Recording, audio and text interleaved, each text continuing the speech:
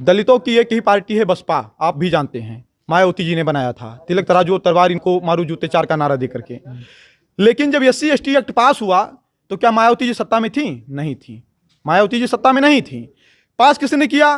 Bharatiya Janata party की सरकार, जिसको लोग सौरों की सरकार कहते थे। मानते हैं कि नहीं मानते हैं? पास कैसे हुआ? कुछ दलितों के दबाव में तमाम, या भीम आर्मी के रहे या भीम सेना, मैं नहीं जानता हूं, लेकिन तमाम कुछ लोग सड़कों पर उतरे, वो बवाल किए, कुछ सरकारें प्रेशर में आ गई। सबसे बड़ी बात है कि किसान इतना बड़ा आंदोलन कर रहा है, लोग प्रेशर में नहीं आ रहे हैं, उतना बड़ा CA हो रहा है, कोई प्रेशर में नहीं आया। लेकिन सवर्णों के खिलाफ काला कानून बनाना था तो 2 मिनट में प्रेशर में आ गए। समाज में एक क्रांति पैदा करनी है और पूरे समाज को अपने हक के लिए सड़क पर खड़ा करना है, और वो समाज सड़क पर खड़ा होकर के जब सदनों पर दबाव बनाएगा तो पूर्ण बहुमत की सरकार होगी, जिसकी भी होगी। मैं कहता हूं अगर मायावती की सरकार होगी तो सवर जिस दिन जग जाएगा अपनी क्षमता से उनसे भी कानून बनवा लेगा अपने हित में। आप ये बताइए कि जो मनुस्मृति की लोग बात करते हैं, सनातन को तोड़ने की बात करते हैं, मनुस्मृति में बताया गया है कि जात नहीं कर्म के आधार पर लोग महान होते हैं, तो फिर ये जातियां आई कहां? और अगर आज सरकारी जात पर आप SC लिखवाकर घूम रहे हैं, आप ST लिखवाकर घूम रहे हैं, तो क्या ये जातवाद नहीं है या जातवाद को बढ़ावा नहीं दे रही है? टाइटल लगाना अगर जातवाद है तो सरकारी जात प्रमाण पत्र लेकर घूमना जातवाद नहीं है। मैं जातवाद का हर प्रकार से विरोध करता हूं, चाहे वो टाइटल का हो या सरकारी जात प्रमाण पत्र का हो। सब में एकता हो, सब में भाईचारा हो, सभी लोग मिल करके रहें। और मैं सभी से कहता हूं, अपने चंद ठेकेदारों के बहकावे में आकर के कभी अपनों के खिलाफ मत भड़किए, क्योंकि अगर पंडित जी का घर आपके सामने है और आप दलित हैं और रात में आपको बुखार आ जाएगा तो पंडित जी अपने बाइक पर बैठा लेकर आपकी दवाई करने जाएंगे। हमारे साथ सवर्ण आर्मी चीफ हैं सर्वेश पांडे जी, उनसे बात करते हैं और जानते हैं कि आखिर ज़रूरत क्यों पड़ी सवर्ण आर्मी की। तो सबसे पहले तो ये बता दीजिए कि मैं आपको किस नाम से संबोधित करूं, आपको क्या कहूं, मतलब नेता कहूं, बाभन कहूं, सवर्ण कहूं, हिंदू कहूं, भारतीय कहूं, क्या कहूं? अभी कुछ ऐसा। देखिए, मेरा जो मानना है,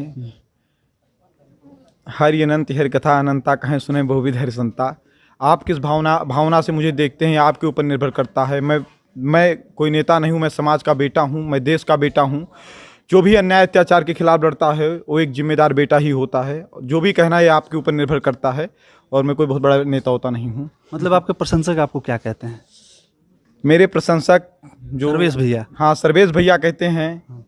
बड़े लोग जो हैं पुत्र के समान मानते हैं, वो बड़ा प्यार देते हैं। सर्वेश भैया ये बताइए, जैसे इंडियन आर्मी है, एयरफोर्स है, नेवी है, और प्रारंभ में इस समय भी आप कहते हैं कि जातिवाद सही नहीं है, लेकिन जाति के नाम पे 2-3 जातियों को इकट्ठा करके एक संगठन बनाना, आर्मी बनाना सही लगता है आपको?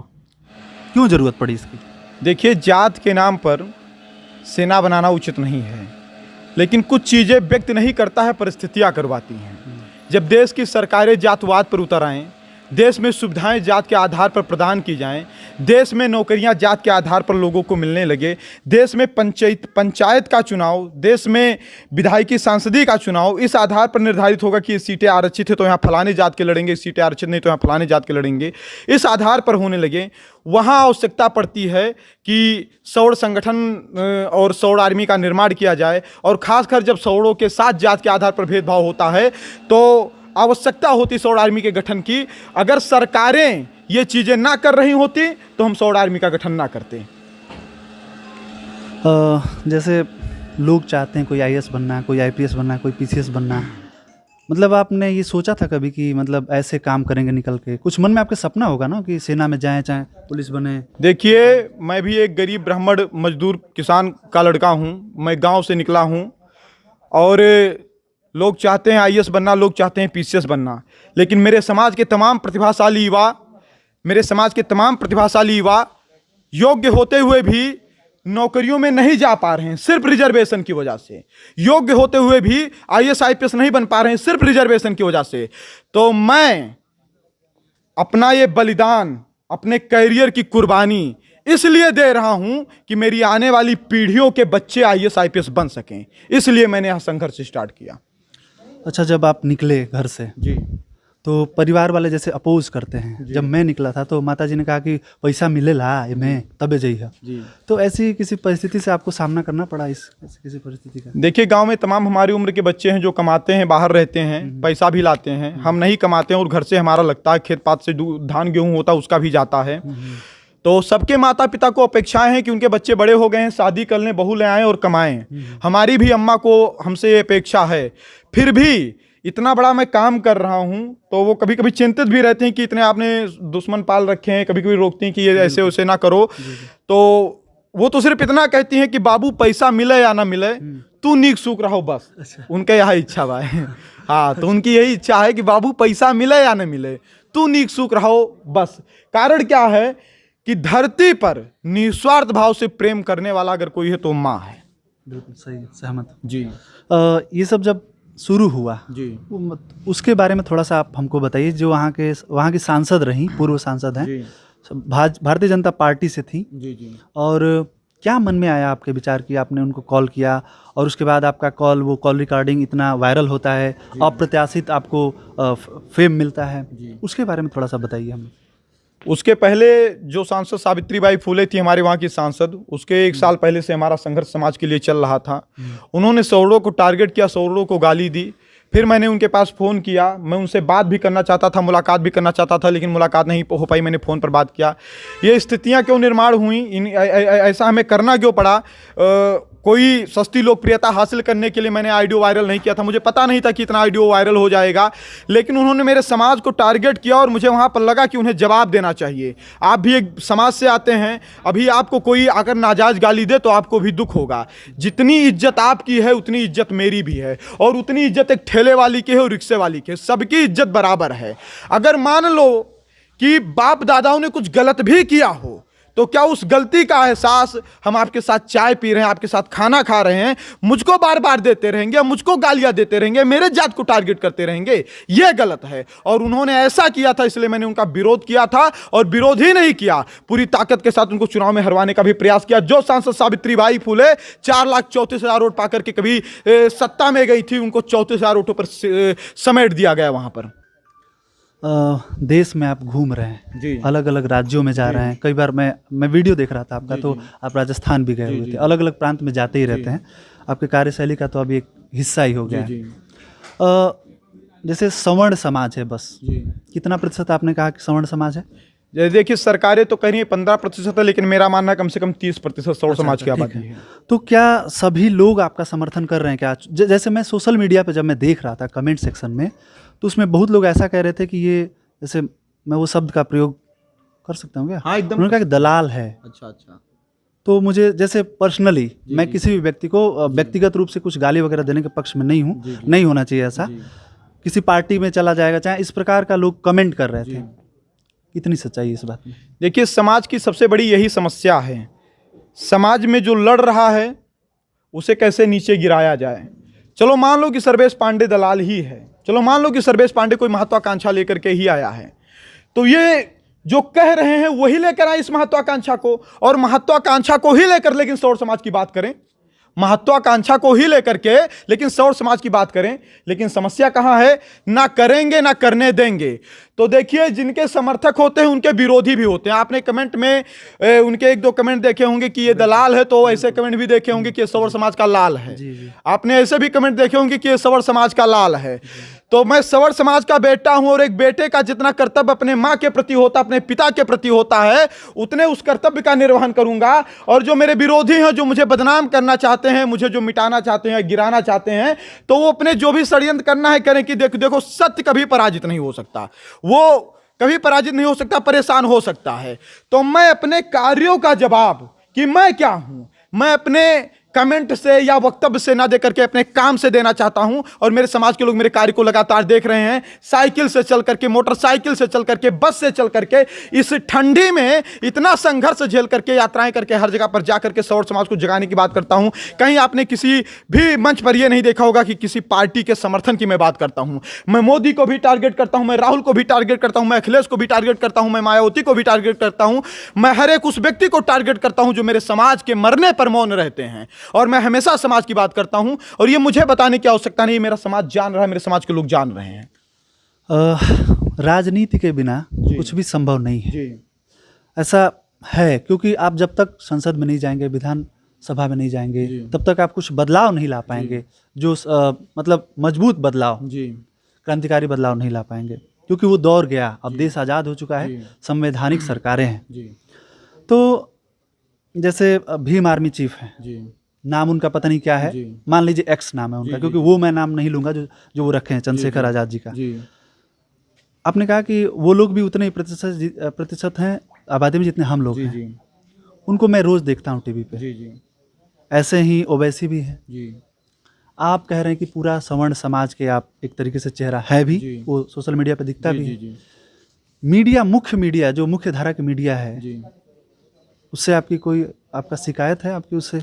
आपको इतना वेटेज नहीं दे रही है या फिर क्यों ऐसा कर रही है? देखिए बात ये है, हम तो उस शून्य से निकले हैं कि शिकायत मुझे किसी से भी नहीं है, क्योंकि मैं तो पैदल चलने वाला व्यक्ति हूं। तो मैं ये भी नहीं सोचता हूं कि मुझे फोर व्हीलर मिलेगी तभी चलूंगा।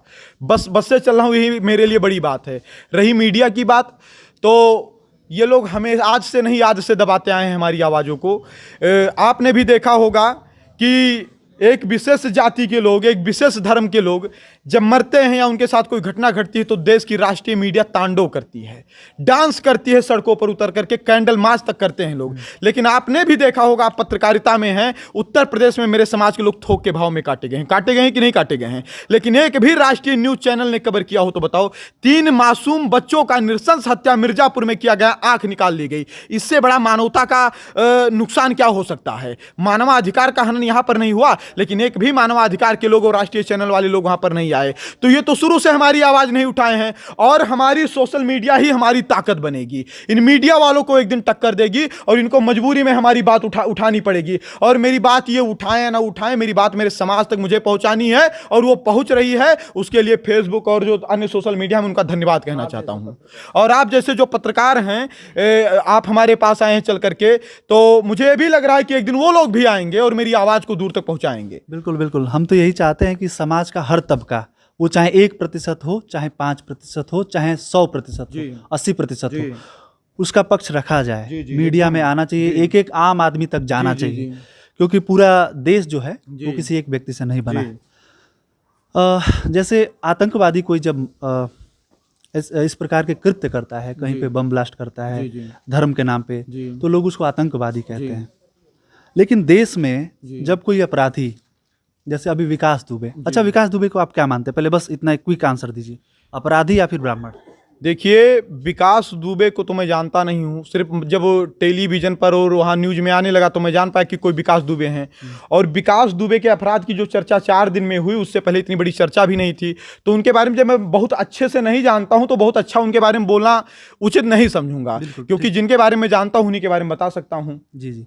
तो अगर मान लीजिए उत्तर प्रदेश में या किसी भी राज्य में अगर कोई व्यक्ति कोई जैसे बलात्कार करता है, हत्या करता है, डकैती करता है, तो क्या उसको जाति देख के कहा जाना उचित है कि ये ब्राह्मण है, चाहे क्षत्रिय है? जैसे हाथरस में हुआ, वहाँ पे जिन नौजवानों ने रेप किया या जो भी है, छेड़छाड़ या जो भी, तो क्या उन्होंने इसलिए किया क्योंकि वो क्षत्रिय थे?